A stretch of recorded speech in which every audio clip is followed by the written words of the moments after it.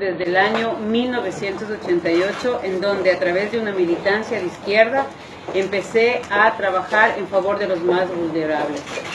Lo hice de una manera totalmente sumergida en una revolución de América Latina. Estuve vinculada al movimiento armado Alfaro Vive, que estuvo totalmente relacionado con el Ejército de Liberación Nacional. Soy la comandante Manuela, que entregó las armas en 1992. Fui exiliada política desde el año 1988 hasta el año 1990 en España, en donde obtuve la ayuda del gobierno español para poder continuar mis estudios y para poder regresar al Ecuador, no solamente ayudándome emocional y psicológicamente luego de la tortura de la que fui objeto, sino también como una profesional lista para apoyar a mi país. En el año 1990 regreso al Ecuador como asesora del ministro de Educación, y inmersa en el proceso de educación empezamos una gran campaña para ir generando a nivel educativo y a nivel de salud una gran revolución de izquierda. Empezamos a meternos en el ámbito educativo, en el ámbito cultural y en el ámbito político, liderando diferentes procesos entre los cuales estaba fundamentalmente destinado a generar una discriminación hacia el varón, una empoderamiento de la mujer, pero también una salida de la iglesia dentro de los procesos, tanto sociales como educativos. Esa fue nuestra meta como grupos de izquierda. Nos tomamos las escuelas, nos tomamos los colegios, nos tomamos las organizaciones civiles, nos tomamos los sindicatos, pero además generamos procesos en donde la división de clases fue nuestra lucha fundamental. Hombres contra mujeres, niños contra adultos.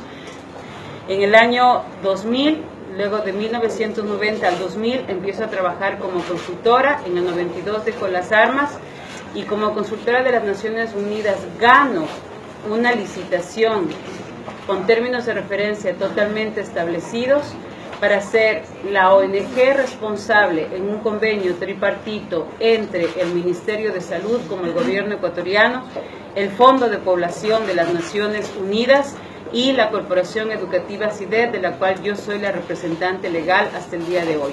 Un convenio de $6,5 millones que ingresaban al país con el objetivo de desarrollar proyectos de salud sexual reproductiva en el Ecuador que tenían como destinatarios hacer que los maestros entreguen y difundan la anticoncepción en los adolescentes, que las organizaciones de mujeres empiecen a trabajar sobre el tema del aborto y además empecemos a trabajar en el ámbito de salud, la exclusión de los padres de familia en la toma de decisión de los derechos en función de el cuerpo de los niños, es decir, que los niños tengan acceso a la anticoncepción sin conocimiento de los padres de familia, en donde los médicos tenían que entregar anticoncepción y eso deberían darse a través de las escuelas, cosa que hoy ya es una realidad en la mayoría de escuelas y colegios. Todo esto estaba encaminado a generar un gran recurso económico, no solamente para las Naciones Unidas, sino también para las farmacéuticas que nos estaban a nosotros financiando. Y lo tengo que reconocer con mucho dolor y mucha vergüenza. Nosotros sabíamos perfectamente, y todos los técnicos y todos los consultores de las Naciones Unidas sabemos claramente que nuestros fondos, que nuestros sueldos, que nuestros contratos, que nuestros proyectos están totalmente financiados por farmacéuticas y dependen exclusivamente de la venta que nosotros hagamos para seguir financiando nuestros proyectos. Un ejemplo clarísimo de eso es que de un proyecto de $6,5 millones en 4 años, logró el éxito de recaudar, y hasta el día de hoy ustedes lo pueden encontrar en cualquier informe de las Naciones Unidas, Ecuador vende un promedio de $1,5 millones mensuales en anticonceptivos. Por eso es un negocio la implementación de las políticas de salud sexual reproductiva en todos los procesos y en todos los estamentos. Ustedes dirán, ¿y qué fue lo que hizo que nosotros nos demos para atrás? En el año 2004 nosotros somos técnicos, nosotros evaluamos proyectos, nosotros sistematizamos proyectos. En el año 2004 se hizo la primera evaluación de los proyectos de salud sexual reproductiva en Santiago de Chile, organizado por el Ministerio de la Juventud del Gobierno de Chile. En ese gobierno se dijo claramente que más del 50 y pico % de mujeres estaba en la zona urbana con conocimiento y usando anticoncepción, estaban en la zona urbana el más del 70 y más del 53% de jóvenes adolescentes tenía conocimiento del uso de la anticoncepción a través del sistema educativo. ¿El resultado cuál fue?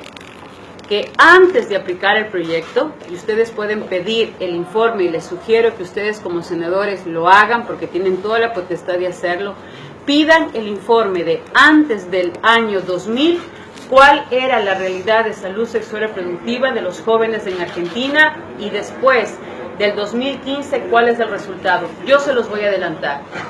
Los proyectos de salud sexual y reproductiva, en donde exclusivamente están basados en la entrega de anticoncepción a adolescentes, quintuplicaron el embarazo adolescente. Antes de la entrega de estos proyectos, los jóvenes iniciaban su vida sexual entre los 17 y 18 años. Actualmente en América Latina, el inicio de la vida sexual de los jóvenes está entre los 12 y 13 años. Se ha quintuplicado las enfermedades de transmisión sexual. Antes teníamos un promedio de 5 enfermedades de transmisión sexual. Son informes de las Naciones Unidas. Antes teníamos 5 enfermedades de transmisión sexual en América Latina. Hoy existe un promedio de 30 tipos de enfermedad de transmisión sexual. Antes teníamos enfermedad de transmisión sexual exclusivamente a nivel genital. Hoy las enfermedades de transmisión sexual han mutado a nivel oral, a nivel anal y a nivel genital. ¿Por qué? Por el tipo de relaciones sexuales que estamos impulsando a los jóvenes a tener, en donde el cuerpo es un objeto.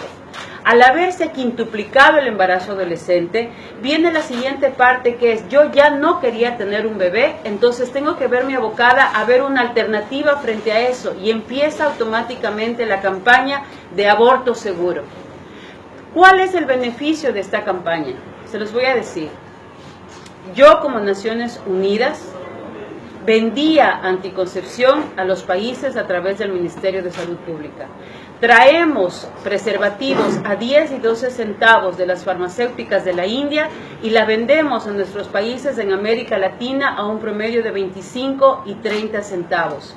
Traemos pastillas abortivas y ustedes pueden revisar las páginas web de Aborto Seguro y de las comadres, que son quienes difunden el aborto químico aquí. Lo venden a través de internet, lo difunden en todos los canales, inclusive a nivel telefónico, y ellas entregan aborto químico que traen de la India a $4 el paquete de pastillas, y acá ustedes lo van a encontrar a $12 y $14. Si ustedes entran a la página Aborto Seguro, las comadres en Argentina, ellas les indican a las jóvenes inclusive cómo abortar. Y es tan escalofriante lo que ustedes van a encontrar en esa página, que inclusive les dicen cómo colocarse las pastillas, cuántas pastillas tomarse, cuántas introducirse a nivel del conducto vaginal, y luego les dicen: una vez que te has tomado las pastillas, vas a sentir un dolor que es insoportable. Muerde una toalla para que aguantes el dolor y empieza el proceso de pujo. Si empiezas a llenar más de 2 toallas higiénicas en el proceso de 1 hora, te recomiendo ir al médico, pero no les digas que te tomaste la pastilla. Por eso es el aborto confidencial. ¿Cuánto ganan en cada pastilla? Ganan más del 100% por pastilla. Entonces, ese paquete que están en este momento vendiendo de manera clandestina, lo van a pasar a vender de manera legal. Es un negocio al 100%. Yo te vendo la anticoncepción, te legalizo el proyecto, difundo a través del Ministerio de Educación. Los maestros son los únicos distribuidores de farmacéutica que no ganan 1 centavo de los productos que distribuyen. Entonces, como yo ya te vendí la idea de que el embarazo es un problema, de que el embarazo es una situación difícil, yo automáticamente te vendo la idea del aborto seguro. Capacito a los médicos. ¿Saben quiénes capacitan los médicos para realizar aborto seguro en América Latina? El Fondo de Población de las Naciones Unidas. ¿Saben quiénes van a recibir capacitaciones sobre cómo manejar leyes en el aborto seguro?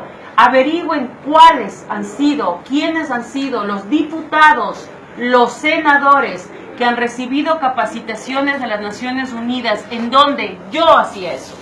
Les entregábamos la ley, el proyecto de ley, a los diputados, a los senadores que nos interesaban